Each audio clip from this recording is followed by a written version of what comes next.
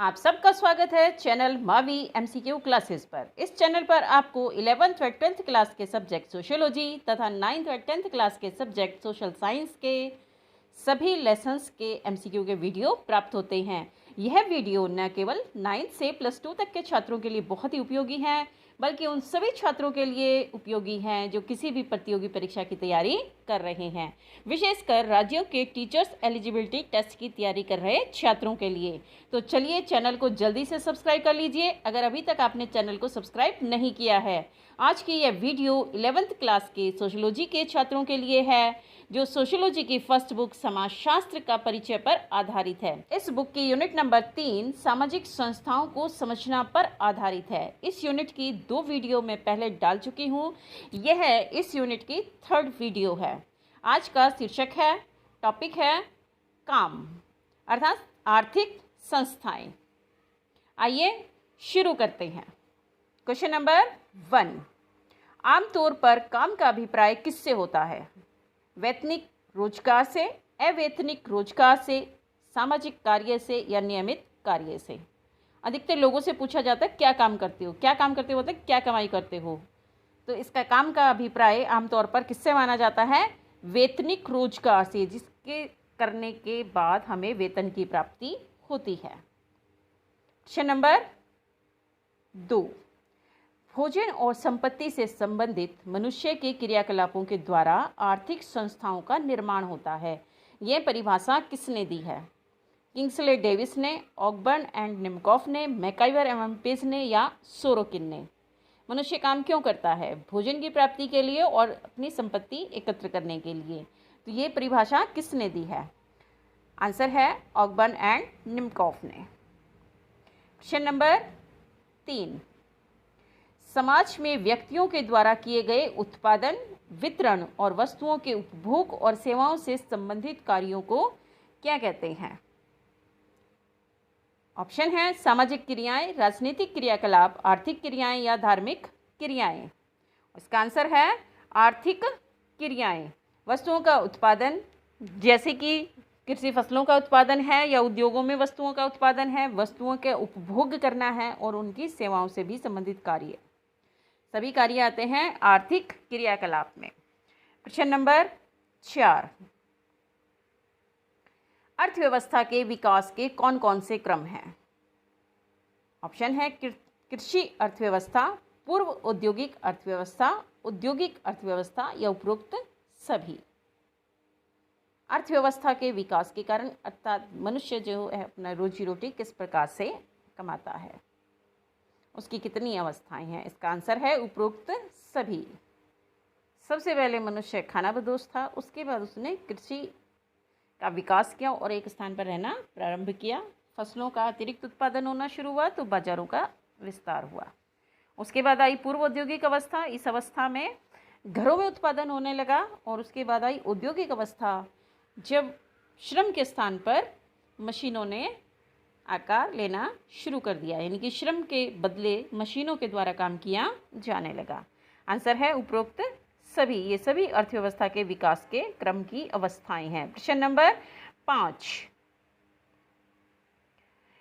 पूर्व औद्योगिक समाज के लोगों का मुख्य पेशा क्या था? खेती बाड़ी करना, पशुपालन करना, उपरोक्त दोनों या आखेट करना? और इसका आंसर है उपरोक्त दोनों, अर्थात खेती बाड़ी करना भी और साथ में पशुपालन भी। क्वेश्चन नंबर 6, शारीरिक श्रम के स्थान पर यांत्रिक शक्ति के प्रयोग की अवस्था को क्या कहते हैं? औद्योगिकरण, नगरीकरण, उदारीकरण या वैश्वीकरण? और इसका आंसर है औद्योगिकीकरण, यानी कि उद्योगों में वस्तुओं का निर्माण, जिसमें शारीरिक श्रम के स्थान पर मशीनों का प्रयोग किया जाने लगा। प्रश्न नंबर 7, आधुनिक समाजों में किस पैमाने पर मशीनों का उपयोग किया जाता है? छोटे पैमाने पर, मध्यम पैमाने पर, बड़े पैमाने पर या मिश्रित पैमाने पर? इसका उत्तर है बड़े पैमाने पर। आधुनिक समाजों में बड़े पैमाने पर मशीनों का उपयोग किया जाता है। छोटे से छोटे कार्य से लेकर बड़े से बड़ा कार्य मशीनों के द्वारा किया जाता है। प्रश्न नंबर 8, अत्यधिक जटिल श्रम में विभाजन किस प्रकार की अर्थव्यवस्था की सर्वाधिक महत्वपूर्ण विशेषता है। कृषि समाज, पूर्व औद्योगिक समाज, औद्योगिक समाज या आधुनिक औद्योगिक समाज। अत्यधिक जटिल श्रम विभाजन क्या होता है? श्रम विभाजन अर्थात काम का बंटवारा। अत्यधिक जटिल, जब काम को बहुत ही विशिष्ट रूप में किया जाता है। आधुनिक समय में एक काम को बहुत छोटे छोटे टुकड़ों में बांटकर उसमें प्रशिक्षण दिया जाता है और प्रत्येक व्यक्ति अपने कार्य में निपुण होता है। इसका एग्जाम्पल मैं आपको डॉक्टर वाला दूंगी। जैसे पुराने समय में या पारंपरिक समाज में एक ही वैद्य होता था जो हर प्रकार की बीमारी की दवाई दिया करता था, लेकिन आधुनिक समय में यहाँ पर जो काम है वो अनेक डॉक्टर्स में बढ़ गया है। हृदय रोग विशेषज्ञ अलग होते हैं, हड्डियों के विशेषज्ञ अलग हैं, कान ENT वाले अलग हैं। अर्थात अत्यधिक श्रम विभाजन प्रत्येक क्षेत्र में। अर्थव्यवस्था के, ये मैंने केवल एक छोटा उदाहरण दिया है, अर्थव्यवस्था के प्रत्येक क्षेत्र में अत्यधिक जटिल श्रम विभाजन हो गया है। आधुनिक औद्योगिक समाज। प्रश्न नंबर 9, उद्योगों में उत्पादकता बढ़ाने और श्रमिकों में अनुशासन बनाए रखने संबंधी नीतियों व नियमों पर कौन नियंत्रण रखता है? उद्योगपति, उद्योग का प्रबंधक, श्रमिक या उपरोक्त सभी? और इसका आंसर है उद्योग का प्रबंधक। प्रबंधक का कार्य ही ये होता है कि वो श्रमिकों के ऊपर नियंत्रण रखे, अनुशासन बनाए रखे और उनके लिए नीतियों का निर्माण भी करने में सहयोग करे। प्रश्न नंबर 10, उत्पादन की प्रक्रिया में सबसे महत्वपूर्ण परिवर्तन क्या हुआ है? कोयले और बिजली से मशीन संचालन, प्रबंधकों द्वारा कारखानों की निगरानी, थोक उत्पादन के लिए थोक बाजारों का विस्तार, मूविंग असेंबली लाइन का निर्माण। वैसे तो ये सभी उत्पादन की प्रक्रिया के महत्वपूर्ण पड़ाव हैं, लेकिन जो सबसे महत्वपूर्ण परिवर्तन हुआ है वो है मूविंग असेंबली लाइन का निर्माण। इसके आने के बाद से उत्पादन है वो बहुत ही तेज़ी से बढ़ा है और बहुत ही कम समय में बहुत अधिक वस्तुओं का उत्पादन होने लगा है। मूविंग असेंबली लाइन का निर्माण। प्रश्न नंबर 11, श्रम विभाजन किस समाजशास्त्री की प्रमुख संकल्पना है? कार्ल मार्क्स, अगस्त कॉम्टे, इमाइल दुर्खीम या हर्बर्ट स्पेंसर? और इसका उत्तर है इमाइल दुर्खीम। प्रश्न नंबर 12, निम्नलिखित में से कौन सी प्रणाली आर्थिक संस्था नहीं है? श्रम विभाजन, संविदा प्रणाली, संपत्ति या राज्य? और इसका उत्तर है राज्य। राज्य एक राजनीतिक संस्था है। श्रम विभाजन, संविदा प्रणाली और संपत्ति सभी आर्थिक संस्थाएं हैं। प्रश्न नंबर 13, निम्नलिखित में से कौन सुमेलित नहीं है? किसका जो है जोड़ा सही नहीं है? पारंपरिक समाज, हस्तकौशल की दक्षता यानी कि हाथ से काम किया जाना। पूर्व औद्योगिक समाज, घर पर उत्पादन और वो भी परिवार के सदस्यों की सहायता से। औद्योगिक समाज, कारखानों में उत्पादन। उत्तर औद्योगिक समाज या आधुनिक औद्योगिक समाज, कुटीर उद्योग। कुटीर उद्योग छोटे उद्योग यानी कि घरों में उत्पादन। इसका जो सुमेलित नहीं है वो है उत्तर औद्योगिक समाज, कुटीर उद्योग। कुटीर उद्योग पूर्व औद्योगिक समाजों की विशेषता रहे हैं। प्रश्न नंबर 14, उत्पादन के साधनों पर स्वामित्व के आधार पर आधुनिक अर्थव्यवस्था के कौन कौन से प्रकार हैं? उत्पादन के साधन इनकी भूमि है, पूंजी है, मशीनें हैं, कारखाने हैं, उनके ऊपर किसका स्वामित्व है उसके आधार पर आधुनिक अर्थव्यवस्था के कौन कौन से प्रकार हैं? पूंजीवादी अर्थव्यवस्था, समाजवादी अर्थव्यवस्था, मिश्रित अर्थव्यवस्था या उपरोक्त सभी? और इसका उत्तर है उपरोक्त सभी। पूंजीवादी अर्थव्यवस्था में उत्पादन के साधनों पर निजी व्यक्तियों का अधिकार होता है। समाजवादी अर्थव्यवस्था में उत्पादन के सभी साधनों पर राज्य का नियंत्रण होता है। मिश्रित अर्थव्यवस्था में कुछ उद्योगों के ऊपर पूंजीपतियों का नियंत्रण और कुछ उद्योगों के ऊपर सरकार का नियंत्रण होता है। प्रश्न नंबर 15, विकास के आधार पर भारत कौन सी अर्थव्यवस्था का उदाहरण है? विकसित अर्थव्यवस्था, विकासशील अर्थव्यवस्था, अल्प विकसित अर्थव्यवस्था या समाजवादी व्यवस्था? और इसका उत्तर है विकासशील अर्थव्यवस्था। अर्थात भारत अभी विकास के विकास की ओर अग्रसर है, विकसित अभी नहीं हुआ है। प्रश्न नंबर 16, जहां आर्थिक क्रियाओं पर राज्य का नियंत्रण होता है वह कौन सी अर्थव्यवस्था होती है? पूंजीवादी अर्थव्यवस्था, मिश्रित अर्थव्यवस्था, समाजवादी अर्थव्यवस्था या विकसित अर्थव्यवस्था? और इसका उत्तर है समाजवादी अर्थव्यवस्था। जब आर्थिक क्रियाओं पर या समाज के जो उत्पादन के साधन हैं उन पर राज्य का नियंत्रण होता है तो वह समाजवादी अर्थव्यवस्था कहलाती है। प्रश्न नंबर 17, भूमि, कारखाना और ऐसी सभी वस्तुएं जिनका आर्थिक मूल्य होता है क्या कहलाती हैं? पूंजी, संपत्ति, संविदा या मजदूरी? और इसका उत्तर है संपत्ति।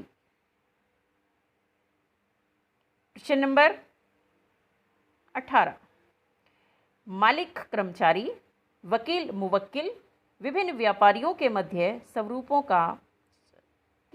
संबंधों का स्वरूप कैसा होता है? वैयक्तिक होता है, संविदात्मक होता है, मैत्रीपूर्ण होता है या शत्रुतापूर्ण होता है? और इसका उत्तर है संविदात्मक।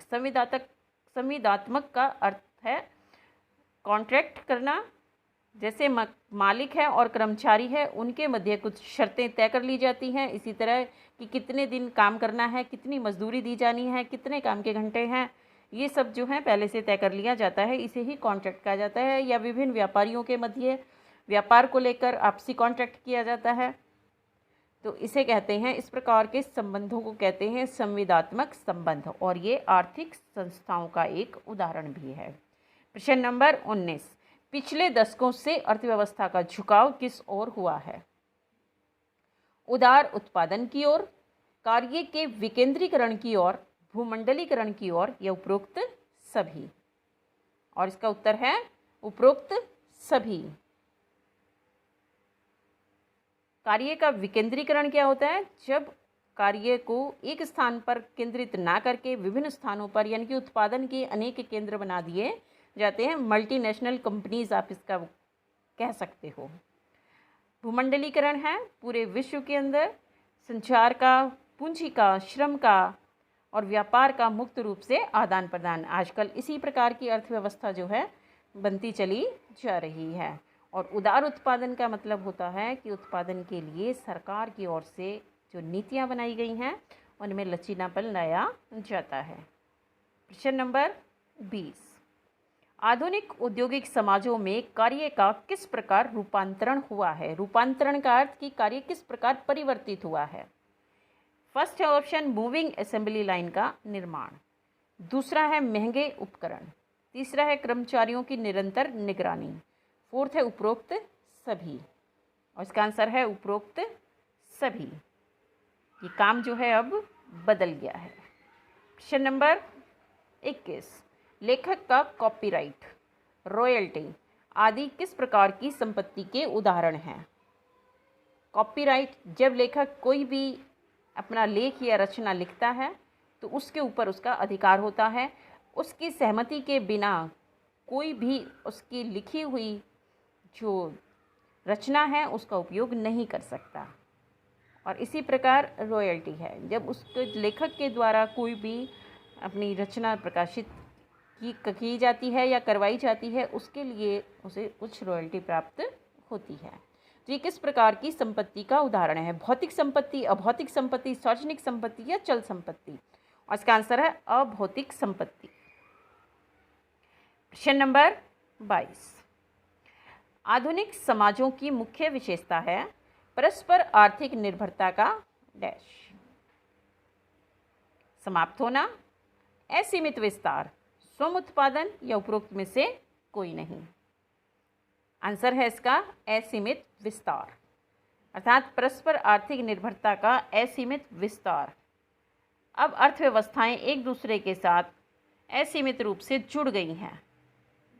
कोई भी कंपनी, कोई भी कारखाना अपने आप उत्पादन के सभी कार्यों को नहीं कर सकता। वस्तुओं के डिज़ाइन से लेकर उपभोक्ताओं तक उसको पहुंचाने के लिए अनेक प्रकार की संक्रियाओं का जो है ये सहयोग होता है इसके अंदर। इसीलिए जो आधुनिक जो क्रियाएं हैं उनमें परस्पर आर्थिक निर्भरता का असीमित विस्तार हो चुका है। ये थे इस यूनिट के वीडियो नंबर 3 जिसका शीर्षक था आर्थिक संस्थाएं। आपको ये वीडियो कैसी लगी? वीडियो के यूपर कमेंट करें, वीडियो को लाइक करें, शेयर करें और अगर अभी तक चैनल सब्सक्राइब नहीं किया है तो जल्दी से चैनल को सब्सक्राइब कर लें।